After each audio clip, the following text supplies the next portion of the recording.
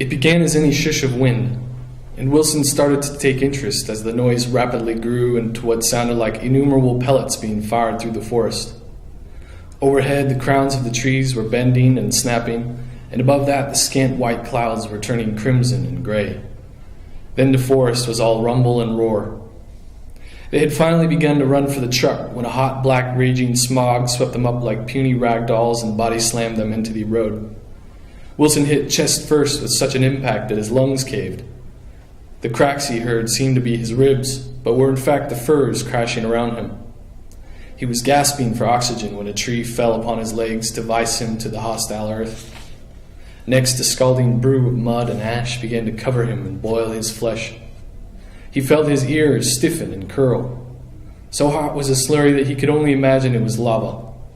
Choking and burning and pinned to the ground, Wilson waited for his life to end as missiles of rock and glacial ice detonated around him in that alpine apocalypse.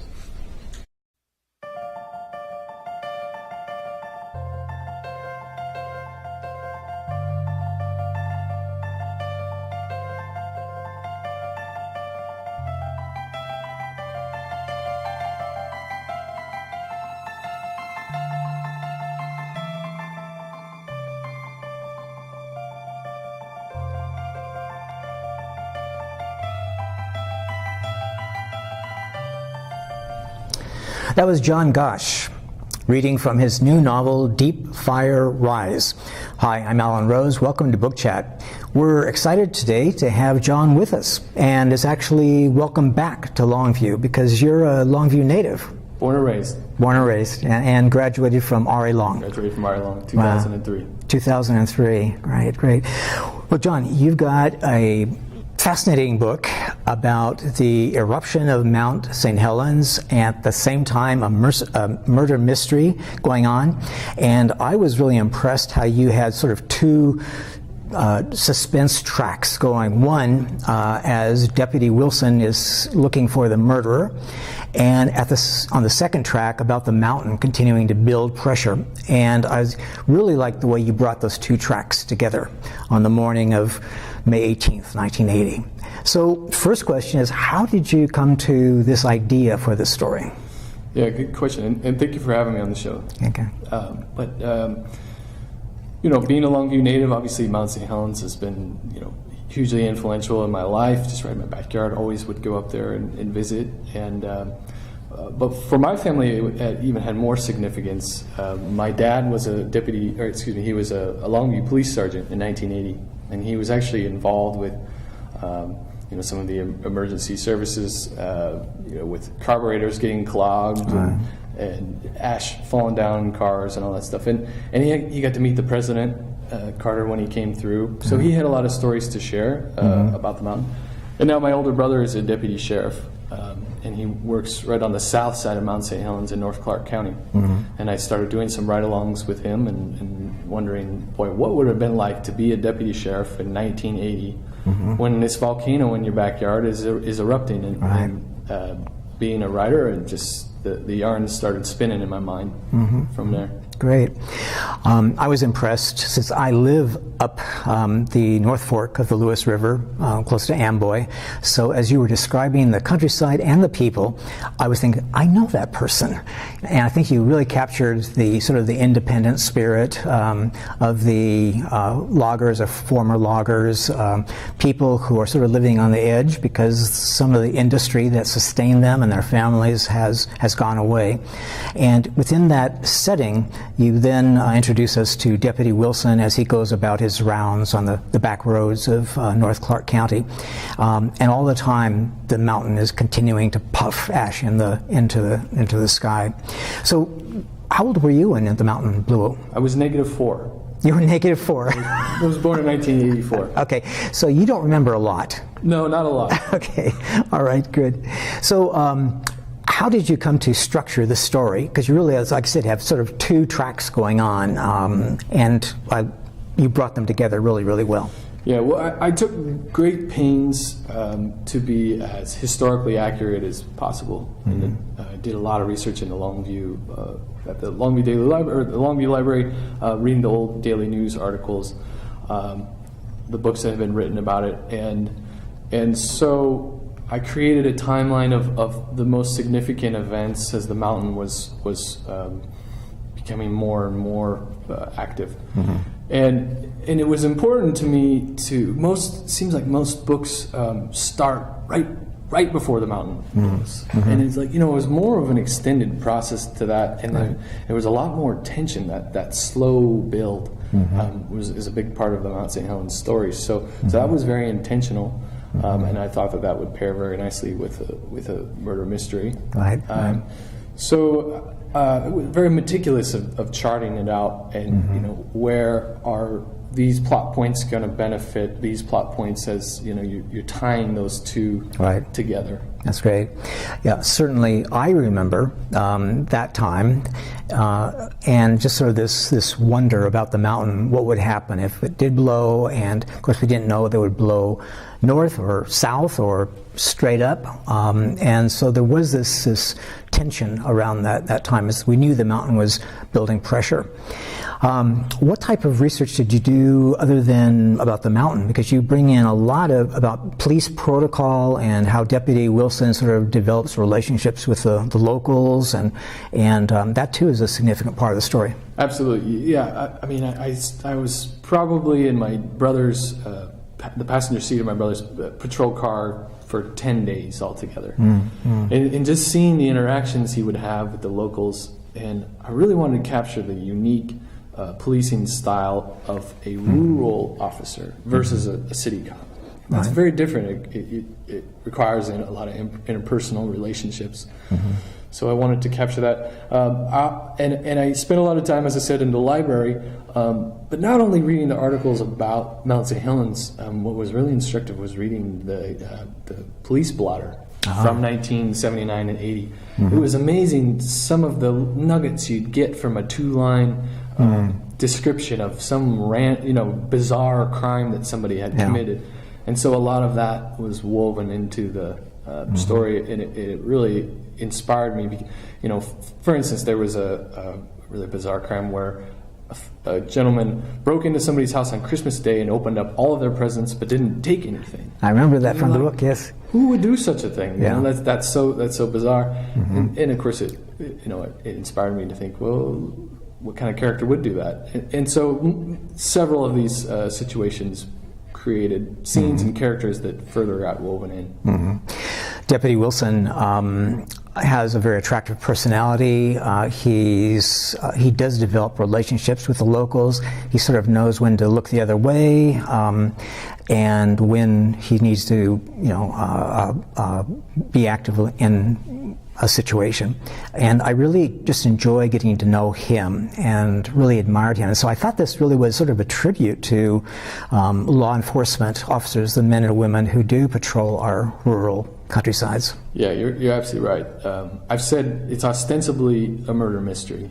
The layer beneath that is it's a historical fiction about Mount St. Helens, but at its core, it's a literary book, and it's an homage to law enforcement officers. Right.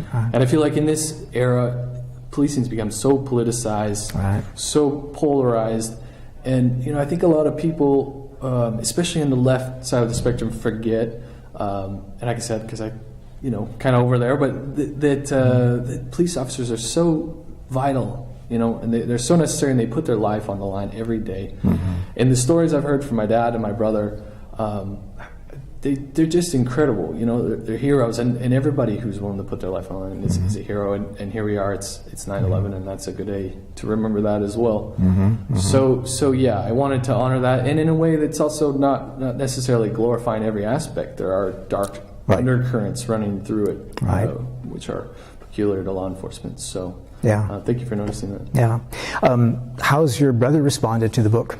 He loves it. He loved it. Yeah, I was worried that some of the locals might say, "Oh, this is me," and how did you let your brother write about me? But in fact, the characters are more fictionalized than you might think. And in some of the characters that people are like, "Oh, that's Fred," or "That's Jane," it's like, it really was my own imagination. So I'm kind of flattered that people think that it's so realistic that they're seeing people that they know in a fictional character. Yeah, I love the scene where Deputy Wilson is going to investigate a break-in, a warehouse, and where some shovels were taken.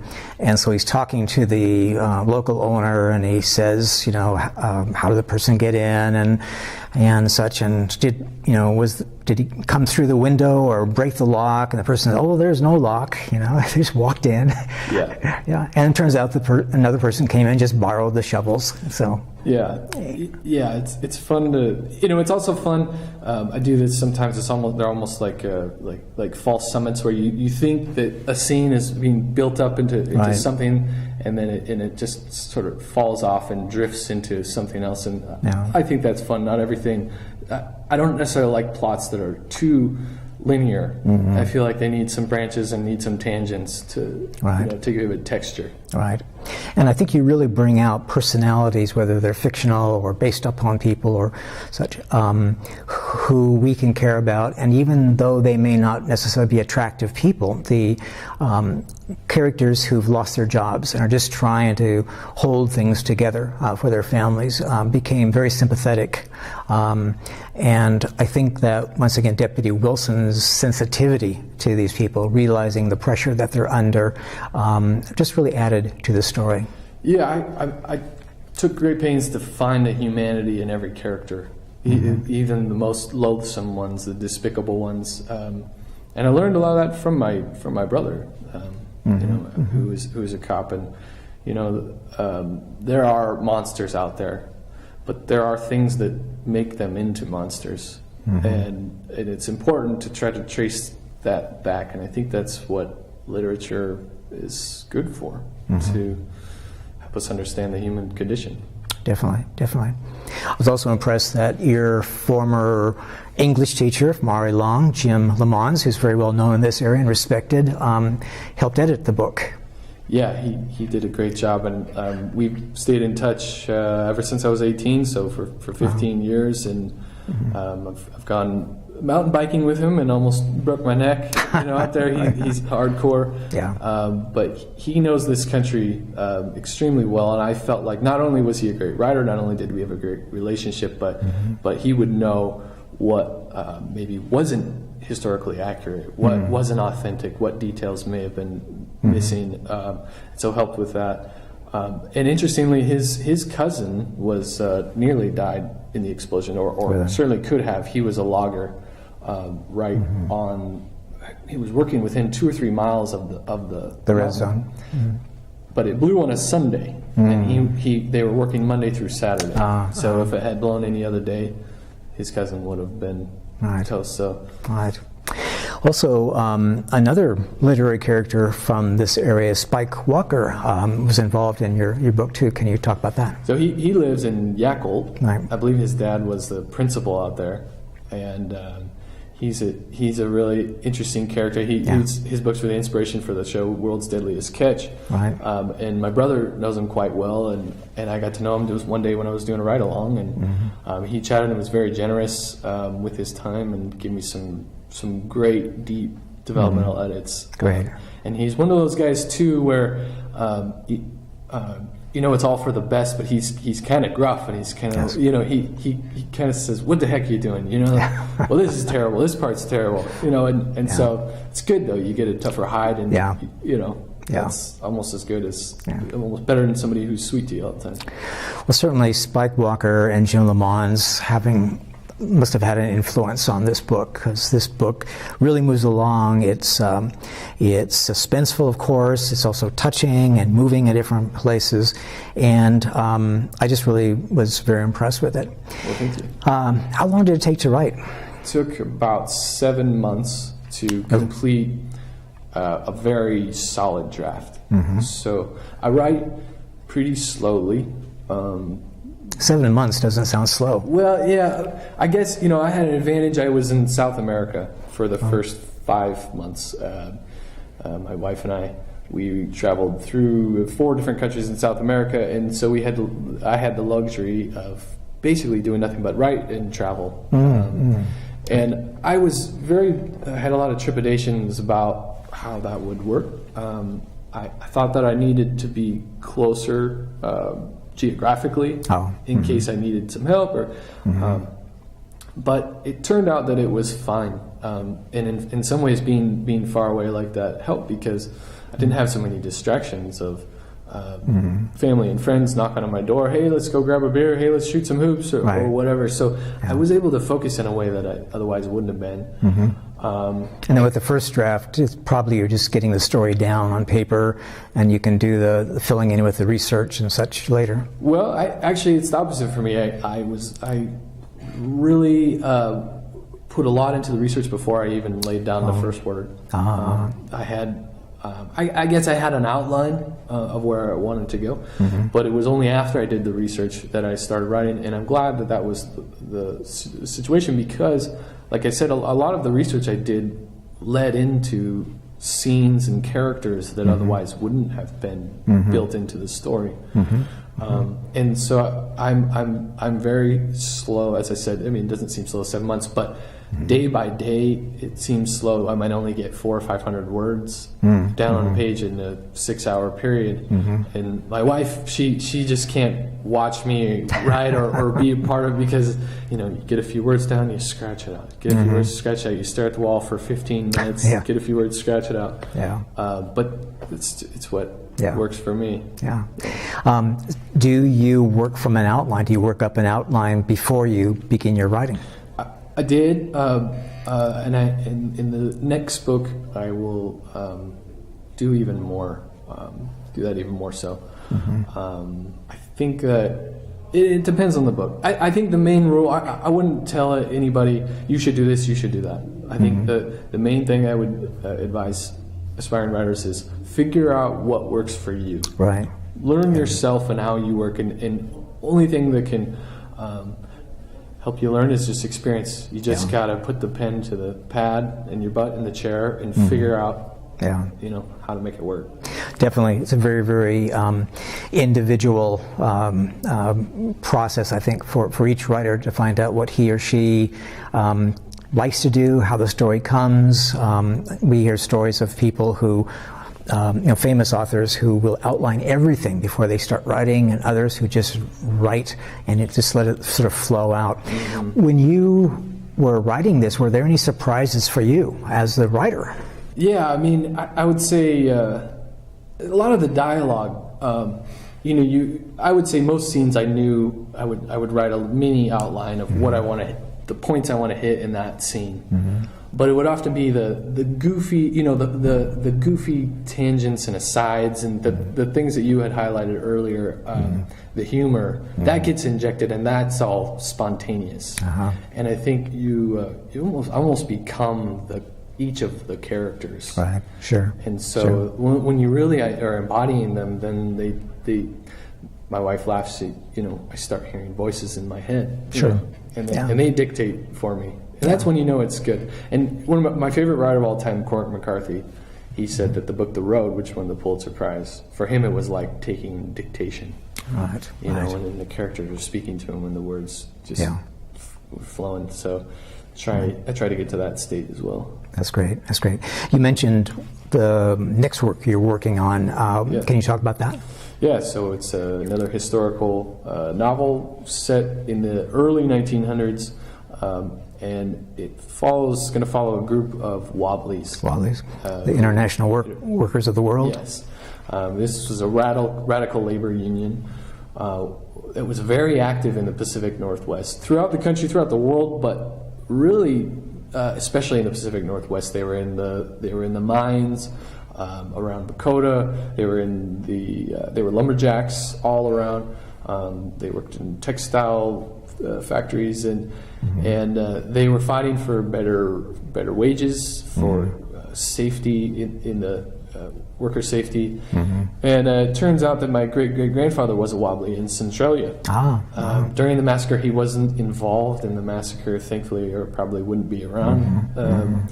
And so I think I want people to learn that history and then do it in a very engaging way. Right. We certainly have a dramatic event around the massacre in Centralia. Yeah. Probably a lot of people even in Centralia don't know about that chapter of their city's history. I think that's true, yeah. So in this situation, do you have a story that you are researching around, or are you sort of creating the story as you go?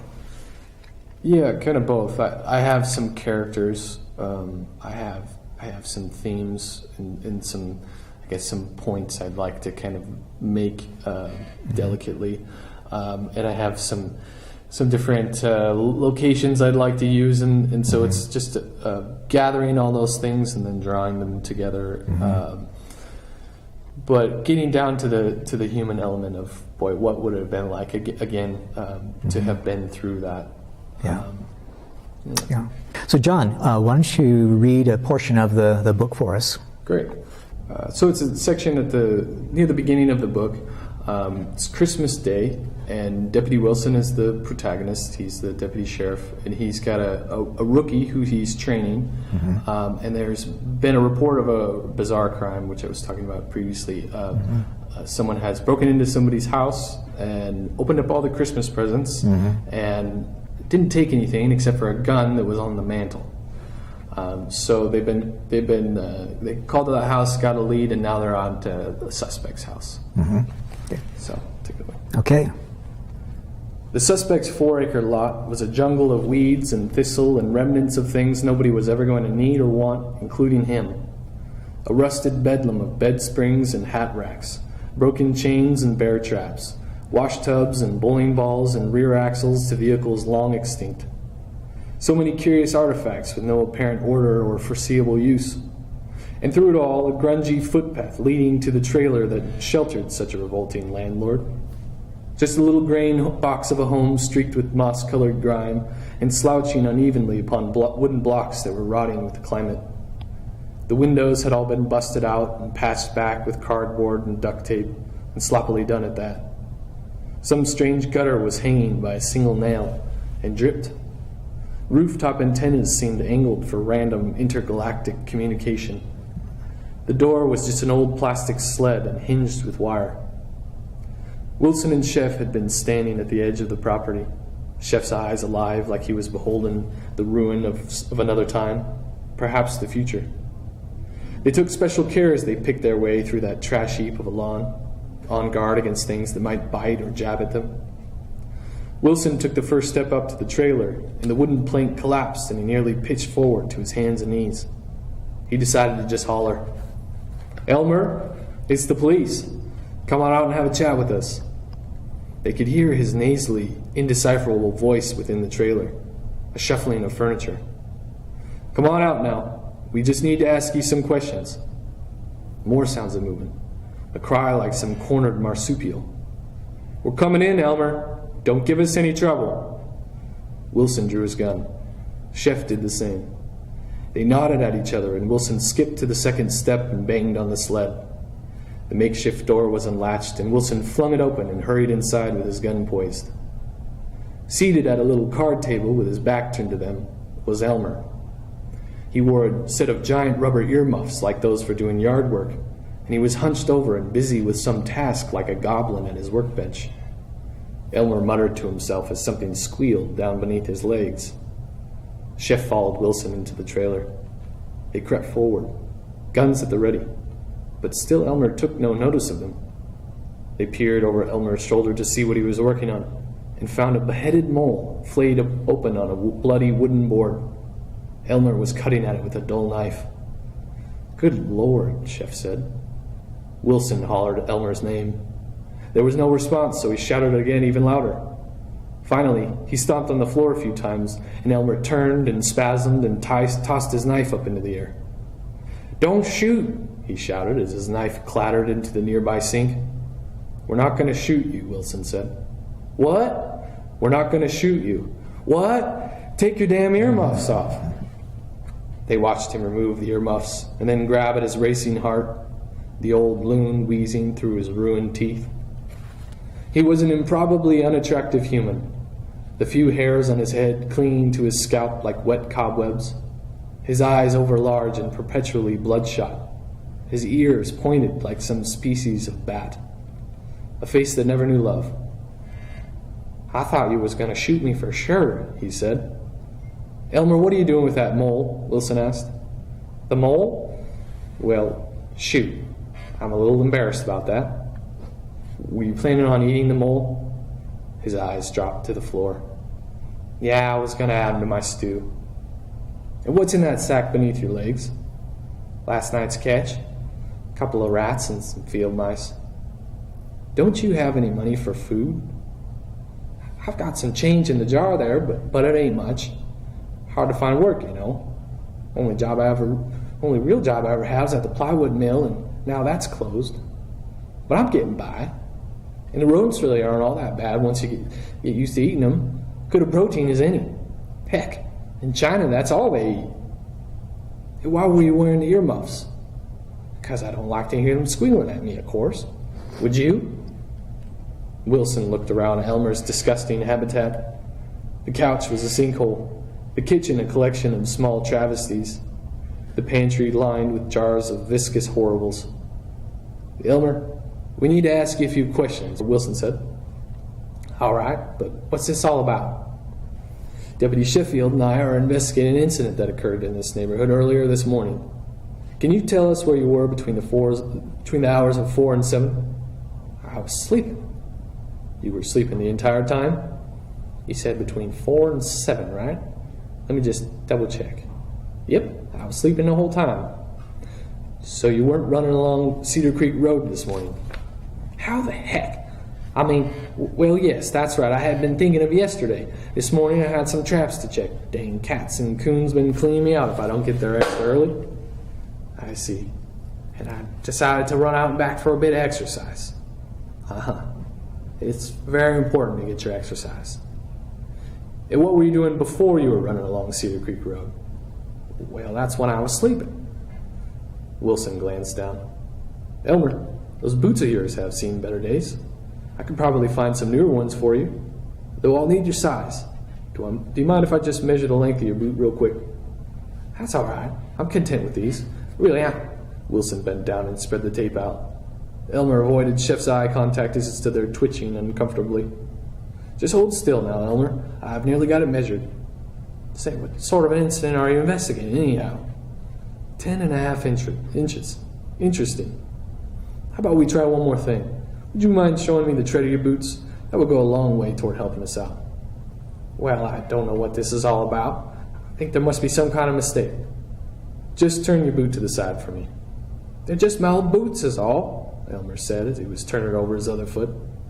Wilson clutched the shoe. "Isn't this strange?" All three of them looked down and saw a scrap of green wrapping paper stuck to the bottom of his boot with a piece of errant tape, a picture of Santa Claus torn in half.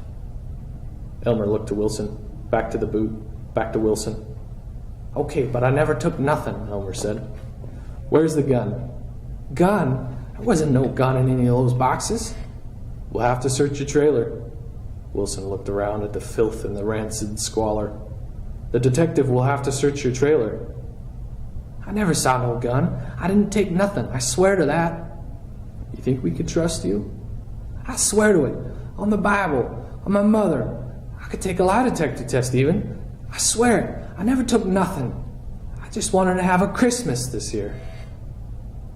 The sadness of that statement hung in the air for several moments.